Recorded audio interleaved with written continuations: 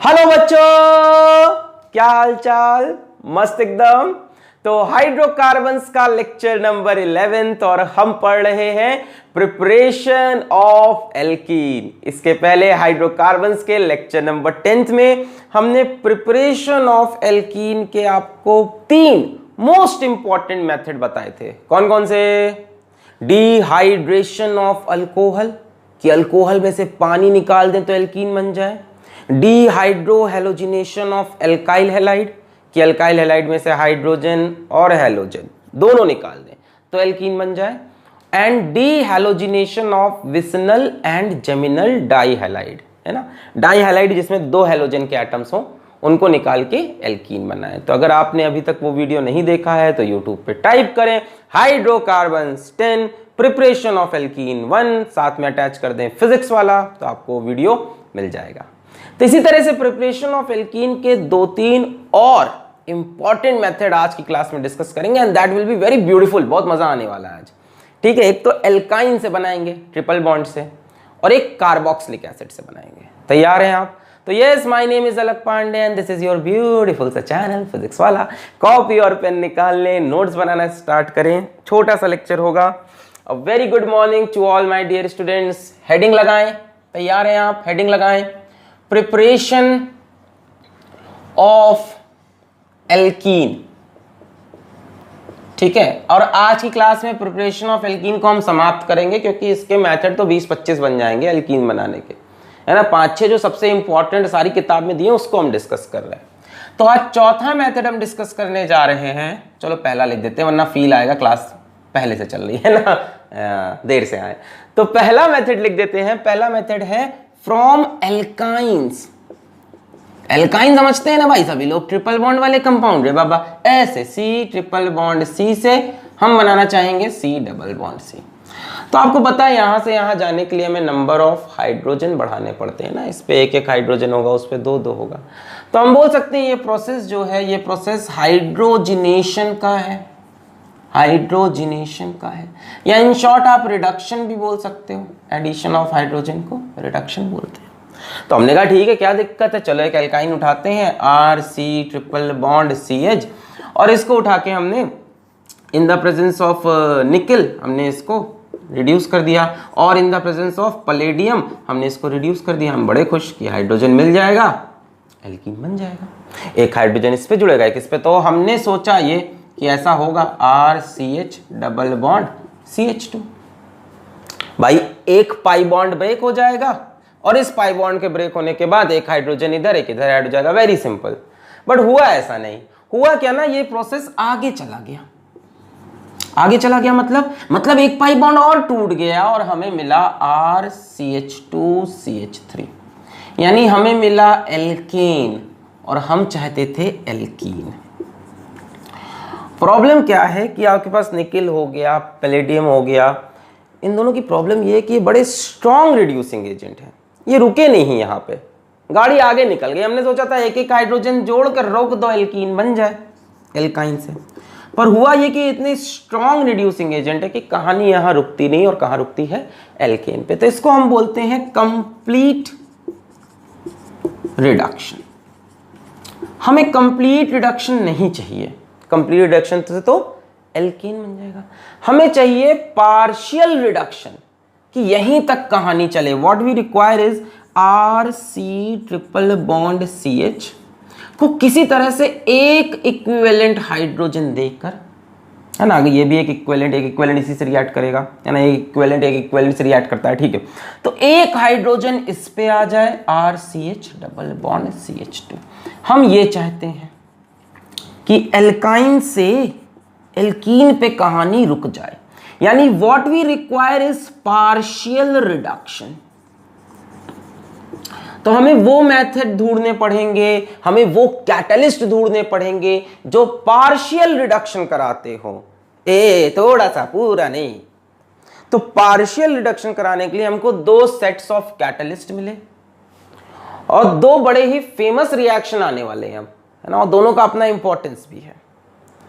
एक ऐसा कैटलिस्ट मिलेगा पार्शियल रिडक्शन कराने का जो यहां से यहां ट्रांस एल्कीन बनाएगा, और दूसरा ऐसा मिलेगा जो यहां से यहां सिस एल्कीन बनाएगा। बड़े इंपॉर्टेंट है। एल्कीन भाई आपको पता है ना, ज्योमेट्रिकल आइसोमेरिज्म शो करते हैं, ट्रांस और सिस। तो एक ऐसा कैटलिस्ट है जो ट्रांस बनाएगा, कैसा, जो सिस, और बच्चे उसको हमेशा इधर उधर मिसप्लेस करते हैं ना, ध्यान से लिख लेना, ध्यान से याद कर लेना, मैकेनिज्म वगैरह सब बताते हैं। स्टार्ट करें, समझ में आ गया क्या चाहिए हमको? रिडक्शन चाहिए, यहाँ से यहाँ हाइड्रोजन तो चाहिए। दिक्कत क्या थी निकल पैलेडियम में कि आगे निकल जा रहा था, रुक ही नहीं रहा था, तो हमने कहा कुछ ऐसा किया जाए कि पार्शियल रिडक्शन हो, और उसके कैटलिस्ट हम पढ़ने जा रहे हैं। शुरू करें। ओके, तो जो पहला मेथड हमको मिला उसका नाम लिखेंगे सभी लोग, नेम रिएक्शन में भी आएगा, from alkyne, and the name is birch reduction. Birch reduction, ठीक है, नेम रिएक्शन भी हो गया, बर्च रिडक्शन। जो आप कैटलिस्ट यहां पे यूज करोगे बर्च रिडक्शन में, जो कैटलिस्ट यूज करोगे that is very important, Na over liquid ammonia या लिथियम ओवर लिक्विड अमोनिया, ठीक है। वैसे कभी किसी किताब में दिया नहीं, पर यहाँ पे आप अल्कोहल भी यूज कर सकते हो अमोनिया की जगह, है ना। एक्चुअल में हमें सिर्फ प्रोटॉन डोनर चाहिए होता है, बट कभी किसी किताब में ये बात मेंशन नहीं करता, सवाल दे सकता है आपको। अभी समझ में आ जाएगा मैकेनिज्म वगैरह। देखो होगा क्या, जैसे मान लो हम यहाँ एल्कीन, अच्छा ध्यान देना कि टर्मिनल एल्काइन नहीं लेना है, नॉट टर्मिनल, मतलब जो ट्रिपल बॉन्ड हो वो एंड पे ना हो, बीच में हो, तभी काम बनेगा। तो जैसे मान लो हम ये ले लेते हैं ब्यूट2वाइन ले लेते हैं, CH3C triple bond C CH3 butyne, है ना। ट्रिपल बॉन्ड बीच में एकदम कॉर्नर में ना हो, टर्मिनल नहीं होना चाहिए।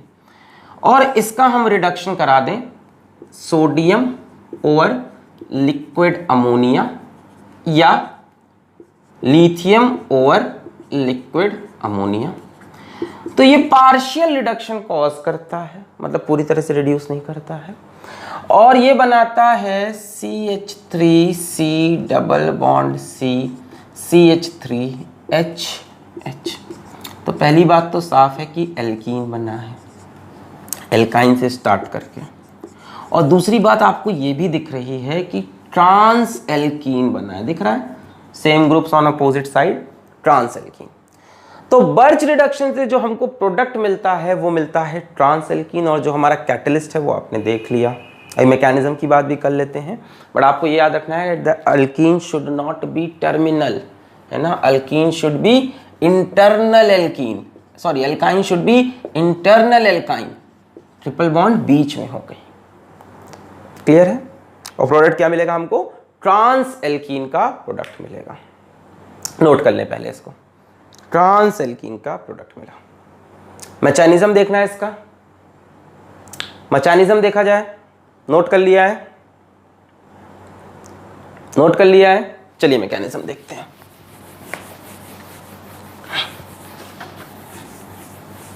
बर्च रिडक्शन का मैकेनिज्म,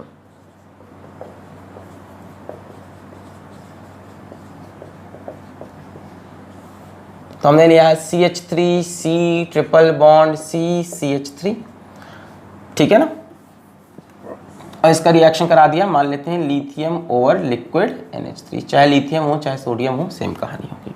अब हम देखते हैं कि क्या क्या होगा स्टेप बाय स्टेप, ठीक है।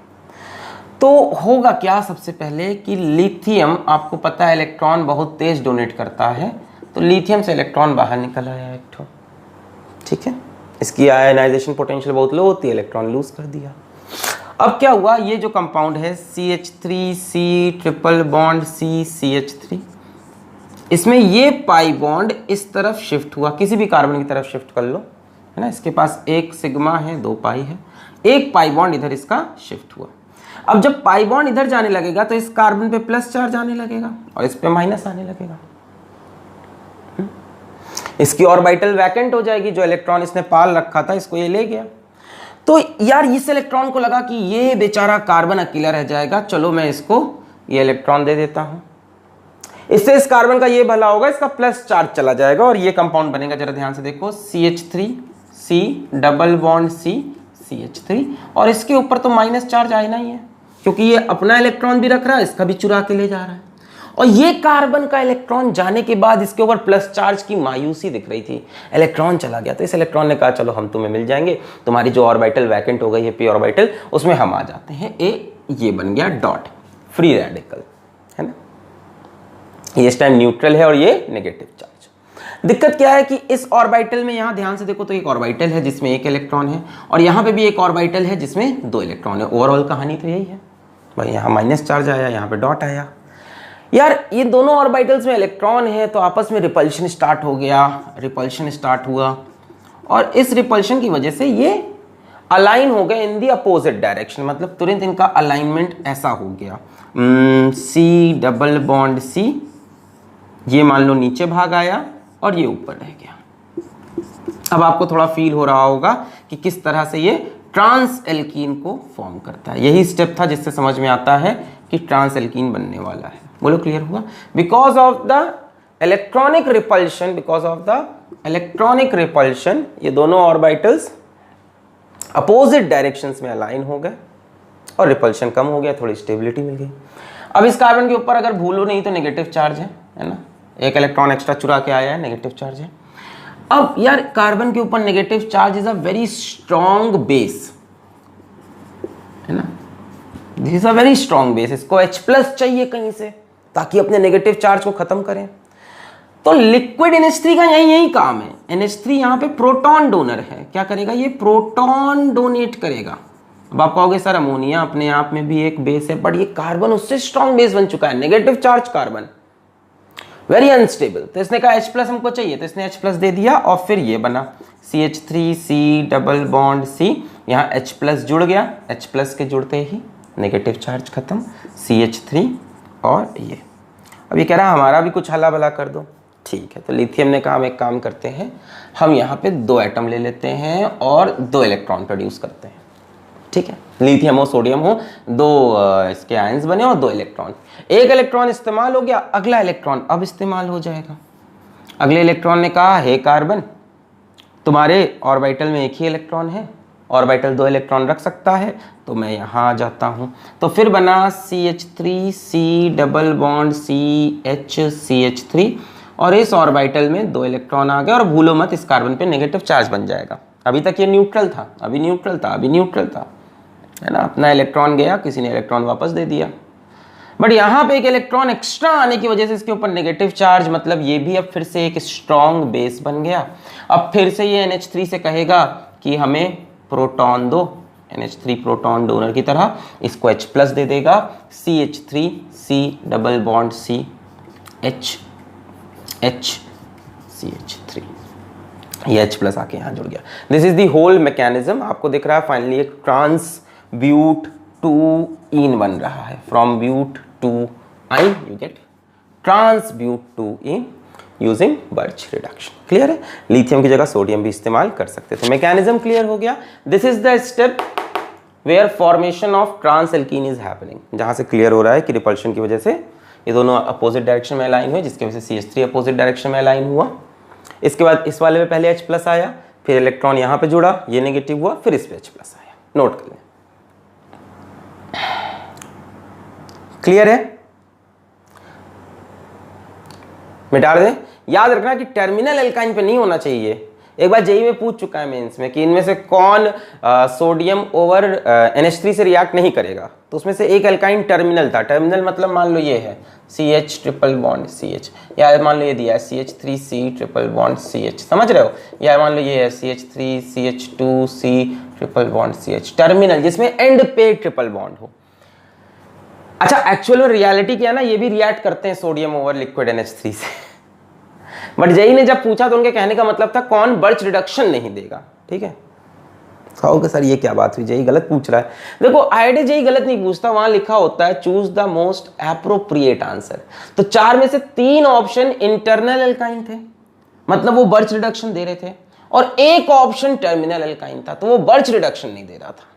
ऑल्दो मैं सच्चाई बताऊं तो वो भी रिएक्ट करते हैं सोडियम ओवर लिक्विड NH3 से, but they don't produce alkene, ना बर्च रिडक्शन नहीं देते।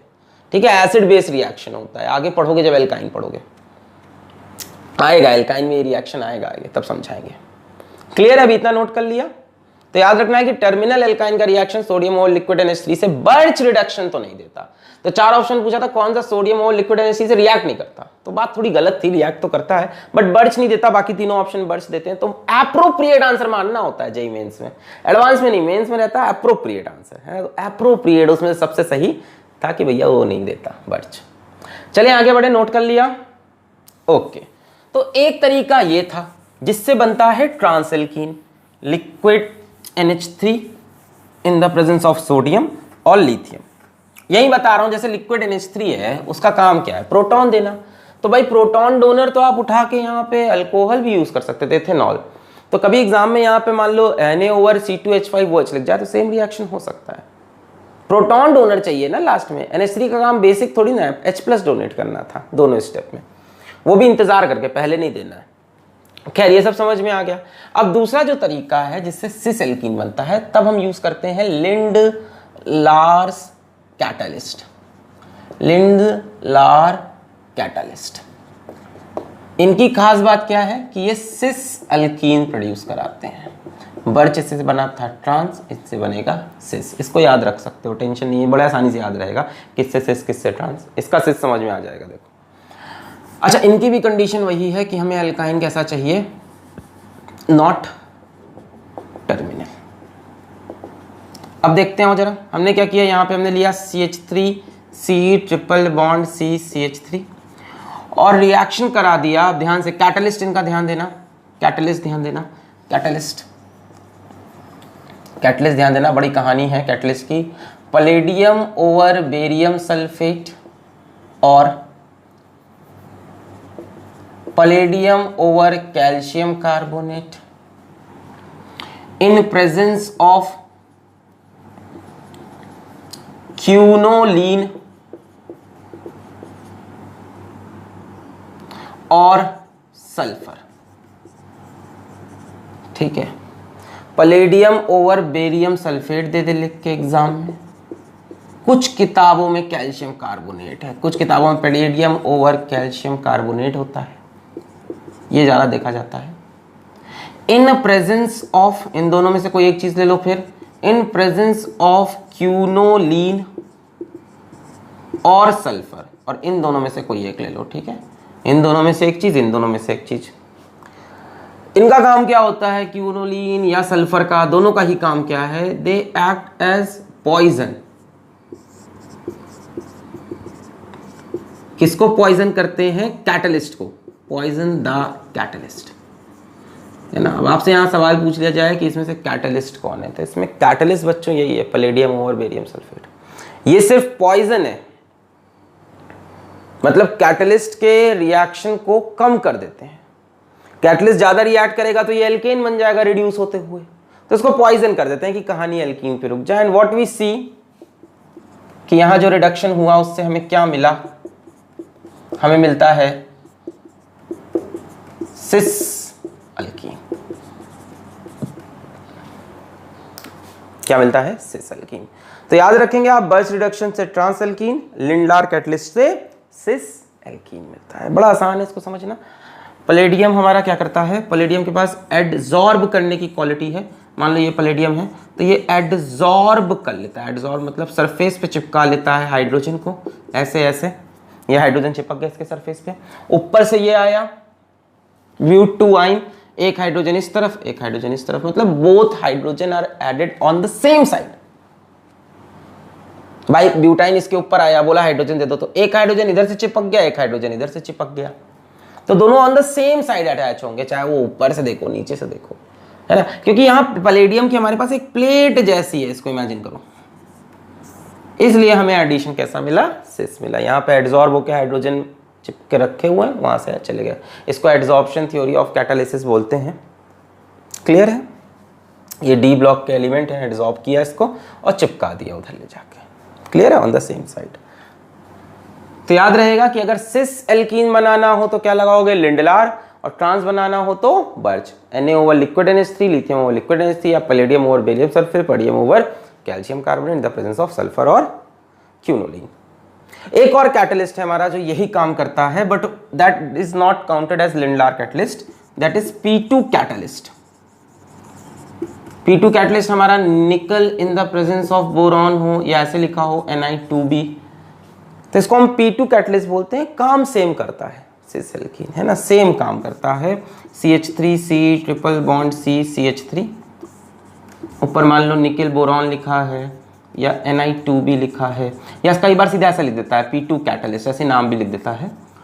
अगर ये सब लिखा है तो भी आप एक सिस एल्कीन फॉर्म कर दोगे। तो सिस एल्कीन बनाने के दो तरीके हो गए अब आपके पास, एक लिंडार कैटलिस्ट हो गया और एक P2 कैटलिस्ट हो गया, और बर्स्ट रिडक्शन से ट्रांस एल्कीन। नोट कर लें। तो एल्काइन से एल्कीन बनाने के दो मेथड आपको मिले, एक है ट्रांस एल्कीन बनाने का, एक है सिस एल्कीन बनाने का। मिटा दे। ओके, अब चलते हैं अपने नेक्स्ट मेथड ऑफ प्रिपरेशन की तरफ, जो कि है from carboxylic acids. Next method आज का मेथड नंबर 2, और वैसे method number 3, 4, 5। From sodium by electrolysis of sodium or potassium salt of dicarboxylic acids। आपको याद आ गया होगा रिएक्शन, थोड़ा सा याद आया, ये हमने कोल्ब्स इलेक्ट्रोलाइसिस के अंदर पढ़ा था।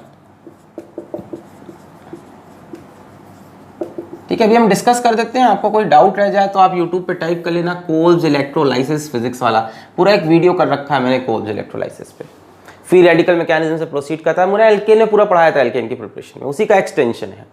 तो हमें पहली चीज तो डाई कार्बोक्सिलिक एसिड चाहिए, तो हमने डाई कार्बोक्सिलिक एसिड उठाया, CH2COOH, CH2COOH,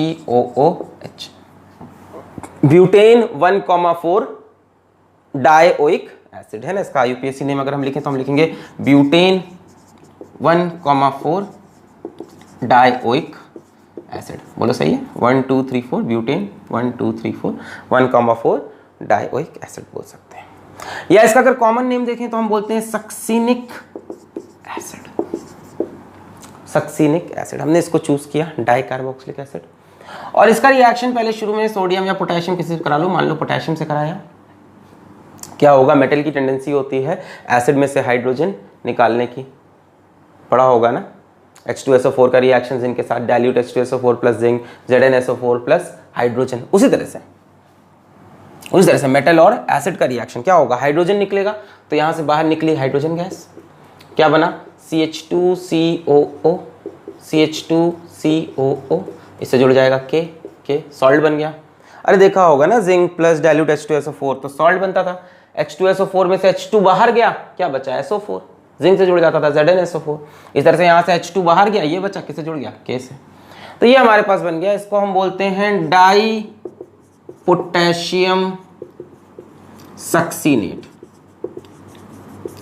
die potassium succinate, di sodium succinate भी बना सकते हैं। ठीक है, तो यहां से स्टार्ट होगी कहानी। हमें क्या चाहिए, इलेक्ट्रोलाइसिस करना है सोडियम और potassium salt of di carboxylic acid, ये मिल गया हमको, डाई कार्बोक्सिलिक एसिड का पोटेशियम सॉल्ट। ठीक है, बाय इलेक्ट्रोलिसिस ऑफ एक्वस। ठीक है, इसका हम एक्वस सोल्यूशन लेंगे। स्टार्ट करें, चलो। तो हम क्या करेंगे, हम इलेक्ट्रोलाइसिस करेंगे CH2COOK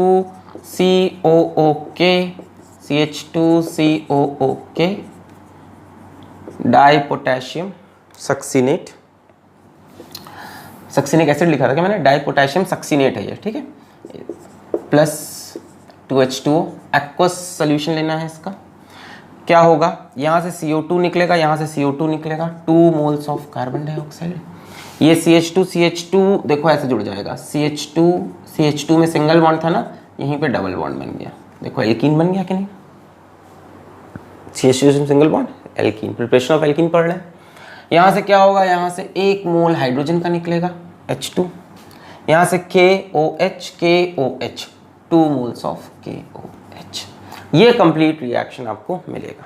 फिर से सुन लो, आपने क्या लिया, डाई कार्बोक्सिलिक एसिड का पोटेशियम सॉल्ट या सोडियम सॉल्ट ले सकते थे, यहाँ से CO2, यहाँ से CO2 निकालो, डी कार्बोक्सिलेशन भी बोल सकते हो इस प्रोसेस को, क्या बोल सकते हो, डी कार्बोक्सिलेशन, यानी removal of carbon dioxide, carboxyl group निकल रहा है, कार्बन डाइऑक्साइड। CH2 में डबल बॉन्ड बन जाएगा, यहां से एक हाइड्रोजन निकला KOH KOH। ठीक है, पहले नोट कर लो, this is the balanced reaction. अब बात आती है हुआ कैसे, तो कोल्स इलेक्ट्रोलाइसिस में मैंने पढ़ाया, भी फिर से बता देते हैं कि ये हुआ कैसे, मैकेनिज्म नोट कर लिया। मैकेनिज्म देखा जाए इसका, चलिए आइए मैकेनिज्म देखते हैं। तो ओवरऑल रिएक्शन है CH2COOK CH2COOK plus 2 moles of H2O, यहाँ से CO2 2 मोल्स ऑफ CO2, फिर CH2 double bond CH2 plus एक hydrogen plus 2 moles of KOH। देखो बैलेंस है, ये H plus OH minus H plus OH minus 2H plus मिलके बन गया H2 और 2 OH माइनस K से मिलके 2KOH। अब इसका मैकेनिज्म देखते हैं पूरा कैसे हुआ इलेक्ट्रोलाइसिस। तो हमारे पास यहाँ पे 2 इलेक्ट्रोलाइट हैं, एक ये एक वाटर, तो दोनों ब्रेक हुए, डिसोसिएट हुए, CH2COOK CH2COOK डिसोसिएट हुआ to gives 2 moles of K plus and COO minus CH2COO minus. इस तरह से H2O डिसोसिएट हुआ to give H plus and OH minus. तो पहले हम एनोड पे चलते हैं। एनोड पे कौन आता है, एनायन आता है, तो वो एनायन पहुंचा CH2COO माइनस। एनोड पे क्या होता है, ऑक्सीडेशन होता है, लॉस ऑफ इलेक्ट्रॉन। माइनस का मतलब क्या हुआ बच्चों कि एक इलेक्ट्रॉन इस ऑक्सीजन का है, एक हाइड्रोजन का, हाइड्रोजन क्या यहाँ पोटेशियम का चुरा लाया है ना, यहाँ पोटेशियम का एक इलेक्ट्रॉन खींच लिया K प्लस, ये भी खींच लिया K प्लस, तो ये एक इलेक्ट्रॉन इसका खुद का है, ऑक्सीजन का एक चुरा के लाया, खुद का एक चुरा के लाया। ठीक है, तो यहाँ से एक इलेक्ट्रॉन बाहर निकल जाएगा, यहाँ से एक इलेक्ट्रॉन, तो कितने इलेक्ट्रॉन बाहर निकल गए, 2 इलेक्ट्रॉन। एनोड पे क्या होता है, oxidation, loss of electron, loss of electron हो गया, oxidation is loss of electron. CH2COO dot CH2CO, ये सब समझ लो, एनोड पे हमेशा ऑक्सीडेशन होता है। What is oxidation, loss of electron. तो एक इलेक्ट्रॉन ये निकला, एक ये निकला, अब डॉट डॉट न्यूट्रल स्पीशी बन गई या फ्री रेडिकल बन गया। अब क्या हुआ नेक्स्ट स्टेप में, ये CH2COO डॉट CH2COO डॉट में से डीकार्बोक्सिलेशन हुआ, यहाँ से CO2, यहाँ से CO2 निकल गया, 2 मोल्स ऑफ CO2 निकल गए, ये डॉट इस पे, ये डॉट इस पे, CH2 डॉट CH2 डॉट। अब CH2 डॉट जुड़ जाएगा, CH2 dot CH2 dot dot dot जुड़ गए, CH2 double bond CH2 dot dot जुड़ के बॉन्ड बन गया। फ्री रेडिकल मैकेनिज्म अंदर दिखाई पड़ रहा है। बात कर लेते हैं कैथोड की साथ साथ में कि कैथोड पे क्या हुआ। तो कैथोड पे पहुंचा हमारा H प्लस। अब कैथोड पे क्या होता है, कैथोड पे रिडक्शन होता है, गेन ऑफ इलेक्ट्रॉन। तो इसने इलेक्ट्रॉन गेन किया और H, आपको पता है हाइड्रोजन ऐसे खुश नहीं रहता, तो ये 2H प्लस लिख लो, ये 2 इलेक्ट्रॉन हो जाएगा, ये H2 बन जाएगा। वैसे भी जितने इलेक्ट्रॉन एनोड पे लॉस होते हैं उतने ही इलेक्ट्रॉन कैथोड पे गेन होना चाहिए। ये सब चीज़ें समझ लो, छोटी मोटी बातें हैं। जितने इलेक्ट्रॉन एनोड पे लूज हो रहे हैं उतने इलेक्ट्रॉन कैथोड पे गेन होना चाहिए। तो कैथोड पे H प्लस गया, एक इलेक्ट्रॉन गेन किया, H बना, तो हमें समझ में नहीं आया प्राइमरी चेंज, तो हमने सेकेंडरी चेंज करा दिया, 2H प्लस ले लिया, 2 इलेक्ट्रॉन और H2, तो वहाँ हाइड्रोजन निकला, हो गया रिएक्शन खत्म। अब क्या दिक्कत है, यहाँ पे 2H प्लस चाहिए, यहाँ एक ही है, तो इस पे 2 लगा लो, 2 लगा लो, यहाँ 2 लगा लो। Now you can write the balance reaction also. क्या क्या यूज़ किया आपने, CH2COK यूज़ किया और 2 मोल्स ऑफ H2O यूज़ किया। ठीक है, क्या क्या निकला, 2 moles of carbon dioxide, here it is, ethene, here it is, और क्या निकला, हाइड्रोजन, हेयर इट इज। अब क्या क्या निकालना है ना, 2KOH। ध्यान से देखो, ये 2K प्लस बचा रह गया, ये 2OH माइनस बचा रह गया, बाकी सब तो यूज़ हो गया ना। ये देखो यूज़ हो गया यहाँ, ये यूज़ हो गया यहाँ, तो 2K 2OH मिलके 2KOH। This is the whole mechanism. यहाँ पे एक साइड प्रोडक्ट और बन सकता है, क्योंकि आप ध्यान से देखो, ये जो फ्री रेडिकल बना है, इसके जैसे और भी फ्री रेडिकल बनेंगे। एक ये भी तो बना होगा, CH2 डॉट CH2 डॉट। भाई फ्री रेडिकल तो बहुत बने होंगे ना, ध्यान से सुनो, ये अकेला थोड़ी ना बना होगा, यहाँ इसका एक मॉलिक्यूल थोड़ी ना है, इलेक्ट्रोलाइसिस कर रहे हो, हजारों मॉलिक्यूल पानी में पड़े हैं, सब डिसोसिएट कर रहे हैं, तो इस तरह का एक स्पीशी नहीं बना होगा ना, ऐसे हजारों स्पीशी बने होंगे। तो क्या पता कि कोई दो स्पीशी आपस में ही कंबाइन कर लें, CH2 dot CH2 dot CH2 dot CH2 dot आपस में कंबाइन करके साइक्लोब्यूटेन बना सकते हैं। देखो ऐसे बनेगा कि नहीं, ये ऐसे जुड़ गया बॉन्ड, ये ऐसे जुड़ गया, नहीं समझे, ये CH2 CH2 CH2 CH2, समझ गए, ये ऐसे जुड़ गया ऐसे, तो ये भी इसका एक बाई प्रोडक्ट बनेगा, बट हमें मेजर प्रोडक्ट देखना है जो कि एथीन है। तो इस तरह से आज हमने एल्कीन की प्रिपरेशन के 2-3 और इंपॉर्टेंट मेथड देखे। इसके बाद हम स्टार्ट करेंगे प्रॉपर्टीज ऑफ एल्कीन, और आप मैक्सिमम प्रॉपर्टीज एल्कीन की पढ़ चुके हो मेरे साथ रिएक्शन मैकेनिज्म में, जीओसी में, एल्केन की कहानियों में। तो कुछ वीडियोस हम पुराने ही रिपीट करेंगे और कुछ नए बनाते जाएंगे। जैसे ओजोनोलिसिस मुझे नया बनाना होगा, एडिशन ऑफ वाटर नया बनाना होगा। भाई एल्कीन की मेजर प्रॉपर्टी है एडिशन, डबल बॉन्ड का सबसे मेजर रिएक्शन एडिशन। तो उसमें हाइड्रोजन का एडिशन मैं आपको मैक्सिमम बता चुका हूँ, हेलोजन का, ब्रोमीन का एंटी एडिशन पूरा समझा चुका हूँ, HX का एडिशन में आपको रिएक्शन मैकेनिज्म समझा चुका हूँ, मार्कोनिक्स रूल, एंटी मार्कोनिक्स रूल आप पढ़ चुके हो, कार्बोकेटायन मैकेनिज्म आपको पूरा आता है, शिफ्टिंग आपको पूरी आती है। तो बेसिकली आपको ओजोनोलिसिस वगैरह सिखाना पड़ेगा। ओजोनोलिसिस बचा होगा अपना ऑक्सीडेशन रिएक्शंस होंगे सारे, वो कराने पड़ेंगे, एंड एडिशन ऑफ वाटर, ये भी एक लंबा लेक्चर होगा। तो देखते हैं, लेक्चर्स अगले आते रहेंगे, पढ़ाई करते रहें। All the very best.